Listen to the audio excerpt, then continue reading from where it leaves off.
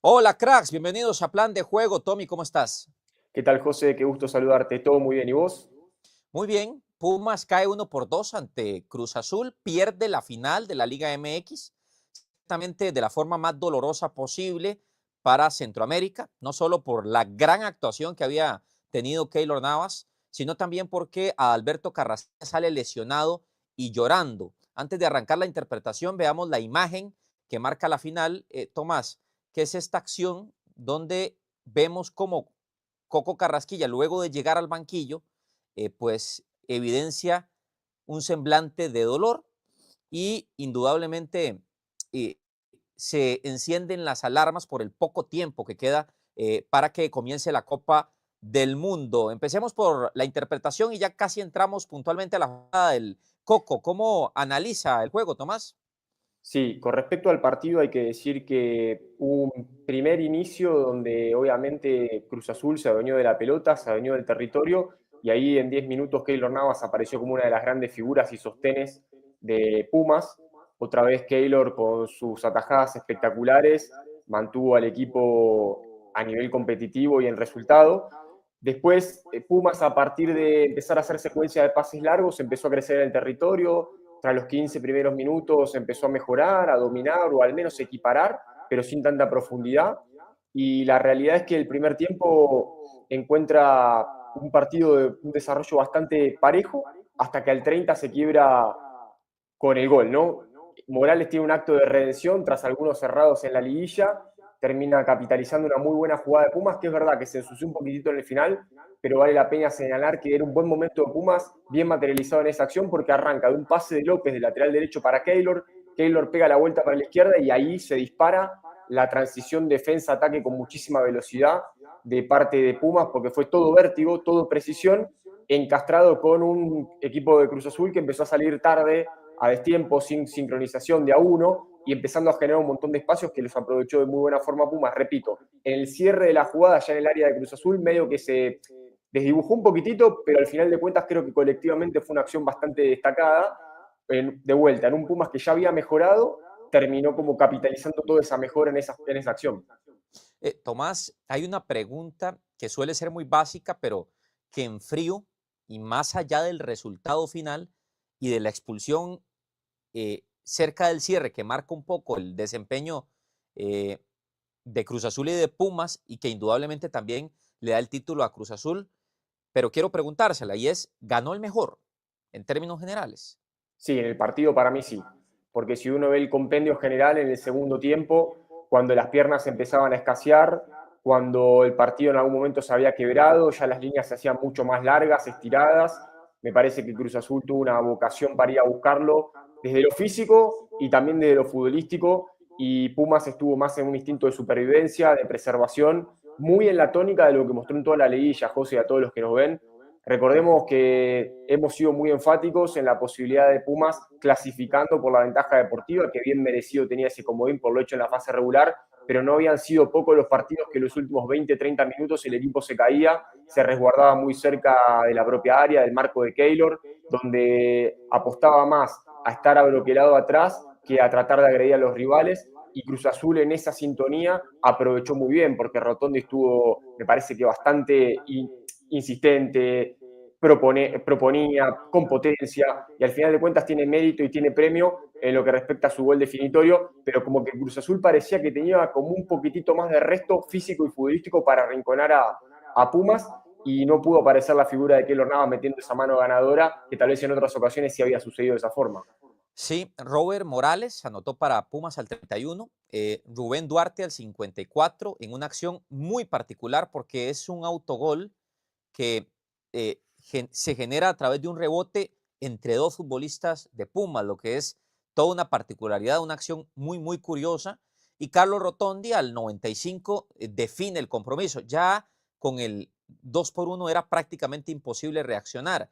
Si vemos la data, como para interpretar un poco lo que dice Tomás desde lo que vimos en el juego, la realidad nos habla de que Pumas tuvo 12 remates y el equipo de Cruz Azul 18, que Keylor Navas tuvo 5 paradas, y ciertamente eso también sirve como interpretación de que Cruz Azul, a pesar de lo parejo del juego, tuvo, me parece, un dominio levemente superior como para dejarse la victoria. Aún así, por un momento pensé que Pumas podía perfectamente llevar el juego hasta el largue e incluso hasta los penales, pero al final de cuentas creo que el equipo que dominó ligeramente fue Cruz Azul, Tomás. Sí, ligeramente pero suficiente. Al final de cuentas también cuando hay equipos tan parejos y por momentos el desarrollo se ve equiparado, esas ventanas donde un equipo pasa a tener hegemonía las tiene que aprovechar y creo que Cruz Azul entendió muy bien esos pasajes.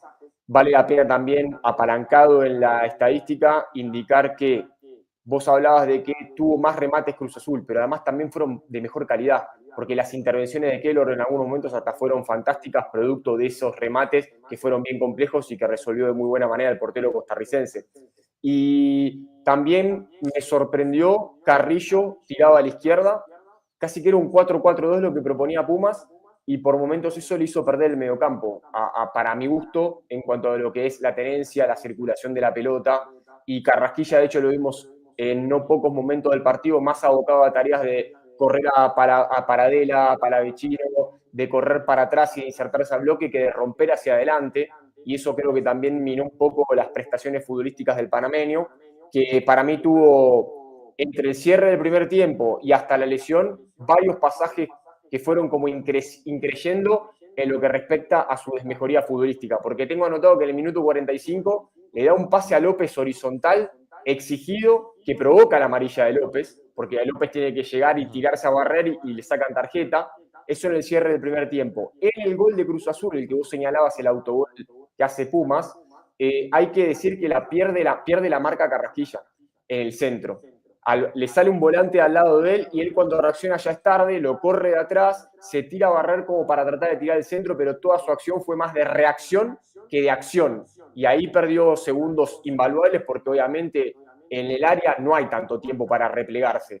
Y después viene la situación del jalón y de la lesión, que ahora vamos a entrar en eso, pero todo en 10 minutos, en el cierre del primer tiempo y los primeros 10 minutos iniciales del segundo capítulo, terminó siendo como la foto triste, futbolísticamente hablando y también médicamente hablando, de Carrasquilla. Sí, dos aspectos. ¿Cómo calificar la final en general de Keylor Navas? Empiezo por ahí. Creo que roza la excelencia. En los dos partidos figura. Me parece que estuvo a la altura del escenario, que fue espectacular desde el propio recibimiento a los jugadores, desde el comportamiento en cada una de las paradas. Creo que además el arquero tuvo mucha tranquilidad en acciones puntuales para atrapar el balón, para saber cuándo, en lugar de rebotar, la tiraba hacia un costado, para simplemente darle confianza a sus compañeros. Es decir, se dejó ver como un arquero de jerarquía, que ojo, yo creo que a pesar de la leve superioridad de Cruz Azul, Pumas ciertamente le faltó profundidad de banquillo. Fue más que evidente que cuando quiso modificar para tener otros argumentos, especialmente en medio campo, el equipo se dejó ver como con pocas alternativas.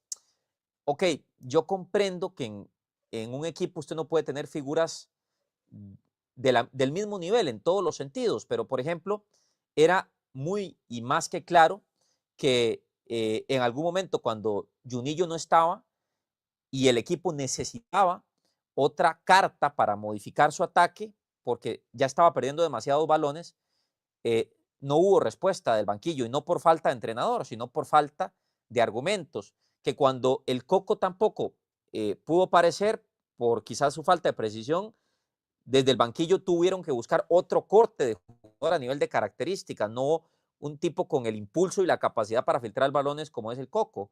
Entonces, al final de cuentas, me parece que sí tenía más planilla Cruz Azul, y eso lo paga un poquito caro el equipo de Pumas, Tomás. Sí, que se ve reflejado totalmente en el fondo físico, ¿no? Porque Cruz Azul, cuando empezó a meterle cambios, como que tomaba aire nuevamente, se vitalizaba y se dinamizaba el equipo con un Pumas que constantemente iba como mermando y decreciendo, que fue una cuestión que se mantuvo un hilo conductor durante toda la liguilla. Claro, ahora enfrente tuvo un rival de alta jerarquía. Hay que recordar que los últimos 2 años Cruz Azul viene haciendo una inversión enorme en su plantel para renovarlo, para jerarquizarlo, con Iván Alonso como director deportivo y cabeza de este proyecto, de un Cruz Azul que el año pasado ganó la CONCACAF Champions Cup y ahora, en este año 2026, alza el torneo mexicano. Entonces estamos ante un ciclo que es exitoso, pero con una particularidad, que echaron al Arcamón en el cierre de la fase regular. Y con Cambio Uki, de banquillo. sí, cambio de banquillo, e igual, lejos de minar o erosionar las posibilidades de Cruz Azul, parece que se potenció.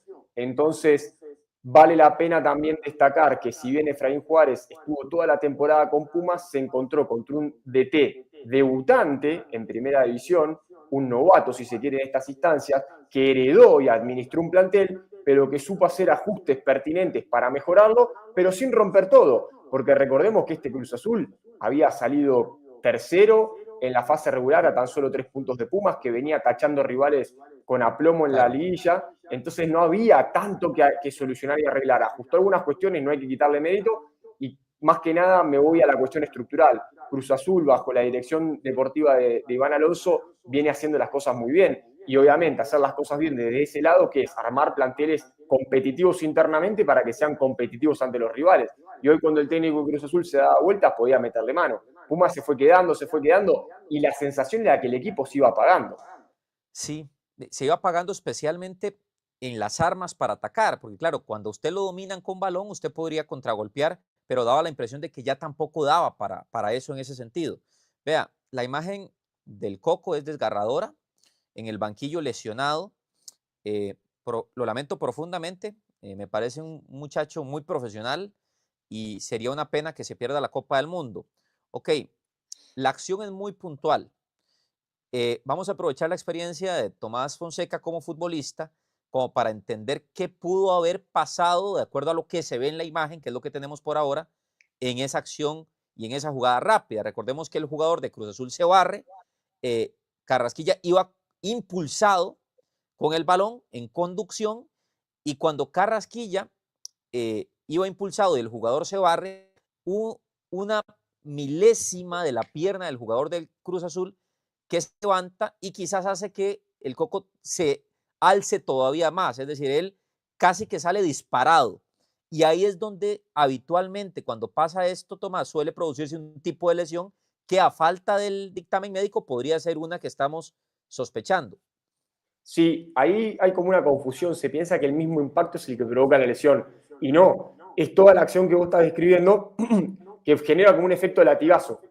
Como que Carrasquilla termina de perderle el control a sus piernas. Si ya venía con alguna carga física producto de toda la temporada, eso se termina de disparar, y ahí es cuando para mí le jale el aductor izquierdo. Era de la pierna. Es el músculo que se inserta, o sea, es entre el cuádriceps y el isquiotibial, Ok. es el músculo que se inserta como en la cadera. Es el que está, el que si el futbolista amateur tiene que patear con borde interno, va a sentir como que se le pone tenso, para que sea bien específico. Que hagan el ejercicio en sus casas de hacer remate de borde interno, aunque sea en el aire, se van a dar cuenta que lo que se activa es el aductor. Y cuando Carrasquilla sale despedido, ahí es como que le genera el efecto de latigazo. Y yo creo que él, cuando cae y se pone a llorar, es porque sintió algo. Ese algo todavía no lo podemos dimensionar. Seguramente venga un parte médico. Lo que podemos es hipotetizar. Hay varias alternativas, José, a todos los que nos ven: que le haya jalado, que se le haya contracturado, o sea, que se le ponga duro, o que se le haya roto. En esas tres posibilidades también hay grados.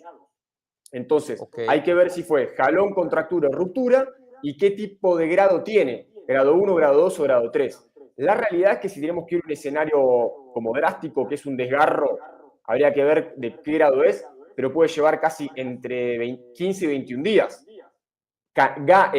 Panamá va a estar debutando con Ghana en 23 días, al momento que sale este video. Entonces, estás con los tiempos muy justos. La cuestión es, de vuelta, a ver la graduación y cómo se siente el futbolista en las próximas 48, 72 horas, que es el momento más agudo de una lesión, y a partir de esa fase que se deje atrás, ver cómo se puede hacer el procedimiento de recuperación. Si muy invasivo, si más como de no meterle tanta mano y tanto producto y tanta cosa a la lesión y esperar a ver la evolución. Bueno, hay varios caminos para tomar. La gran interrogante es, ahí está lo del aductor, ¿ves? Es esa parte.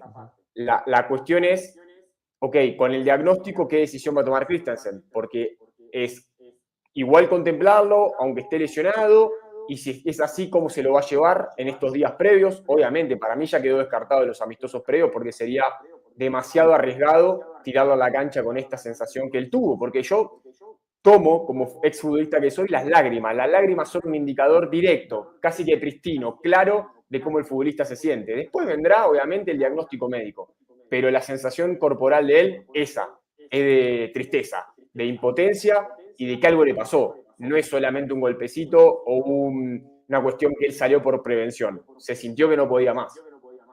Sí, dos detalles, ok, pintando los escenarios más optimistas, de acuerdo a lo que pueda incluso conversar en algún momento con médicos sobre los desgarros. Eh, es muy optimista que las lágrimas hayan sido por el escenario como tal, que usted se lesione, que usted sienta un golpe y se asuste, y que dentro del susto, ya en frío y cuando él baje un poco, se dé cuenta de que era un golpe fuerte, pero que no llega a ser desgarro. Escenario más optimista de todos. Que eso implicaría habitualmente una recuperación más rápida y que no implicaría, digamos, que tanta gravedad y sin problema iría al mundial. Es decir, un golpe.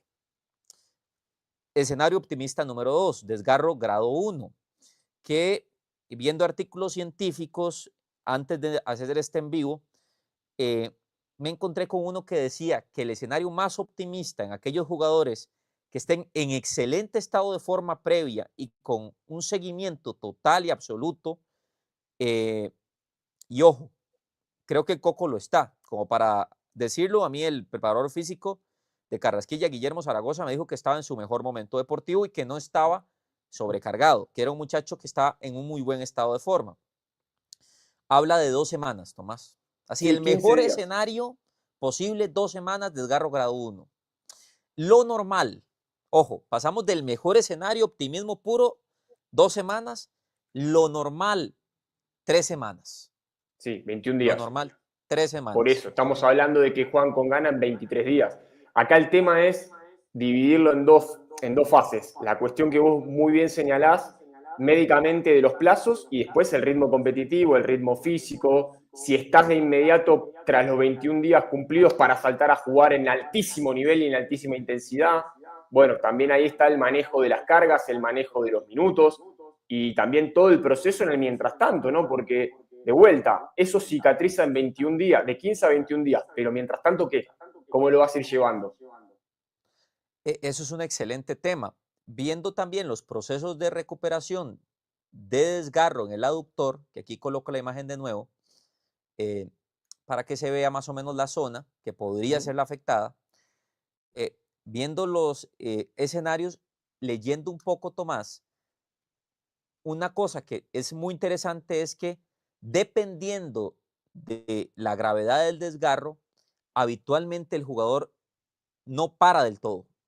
Ok, tiene que ir recuperándose, pero al mismo tiempo tiene que ir de a poquitos ejercitándose, cosa que es curiosa porque hay muchas lesiones en las que usted tiene que parar en seco para recuperar. En el caso del doctor, es como algo en el que usted va poco a poco recuperando hasta que ya como que suelta, para que la gente lo entienda. Ujú.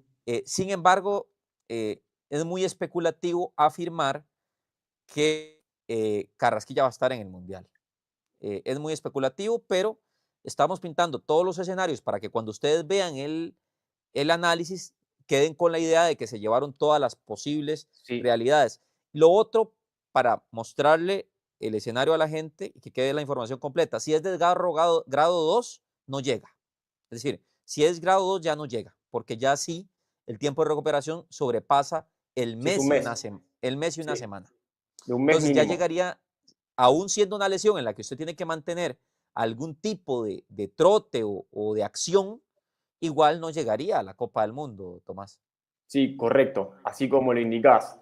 Y si tenemos que hablar de la rehabilitación, ahí viene el fortalecimiento con isométricos, excéntricos, o sea, sin movilidad al principio, sino contracción y relajación para poder mantener el resto del cuerpo activo y también los músculos. Después ya vendrían los giros, los pases, los cambios de ritmo y de dirección progresivos, para terminar con golpeos y centros. Y cuando va apareciendo la ausencia del dolor y la mejoría en la confianza en los gestos, ahí le das el alta, ¿no? Hay que decir también que entre el 10 y el 20% de todas las lesiones musculares de los futbolistas son de aductores. Y por lo general se producen al frenar, girar o abrir las piernas. En ese latigazo que es un resbalón o un salto o un impacto que te saca de poder controlar los movimientos, que fue todo lo que le pasó a Carrasquilla, ¿no? Entonces, me parece que tenemos que ser prudentes en cuanto al diagnóstico, pero sí fuimos bastante informativos en cuanto a todo el panorama. Y también hay que ser honestos, ¿no? El martes sale la lista y ese va a ser un primer indicador, la lista de Panamá. Y Sí. después habrá que indagar hasta dónde sí, hasta dónde no contemplan a Carrasquilla para el primer partido. Yo personalmente lo descarto de los amistosos, no por una cuestión de ser médico, sino porque para mí sería imprudente forzarlo en esa situación. Sí, y ya vamos a interpretar, de hecho lo podemos hacer en estos días, cómo podría modificar Panamá en caso de que Carrasquilla no llegue a tiempo, al menos para ser titular, que es una Hasta la duda. lista puede modificar, José, Sí, porque yo estaba hasta la pensando, lista. porque una cosa es vos tener a Carrasquilla a pleno, a Godoy, al Fulo Martínez y alguno más que metés como cuarto volante dentro de dos casilleros, y otra cosa si tenés a un jugador muy tocado, tal vez te cambia hasta la lista, tenés que tachar un defensor para meter un volante, o se mete Harvey, que te puede hacer las dos funciones pese a que no está jugando. Si ya llegaste hasta acá, ¿qué te parece si dejas un me gusta y te suscribes al canal que une a toda la CONCACAF? Échale un vistazo a la página principal de mi canal y busca las secciones con el contenido de tu país.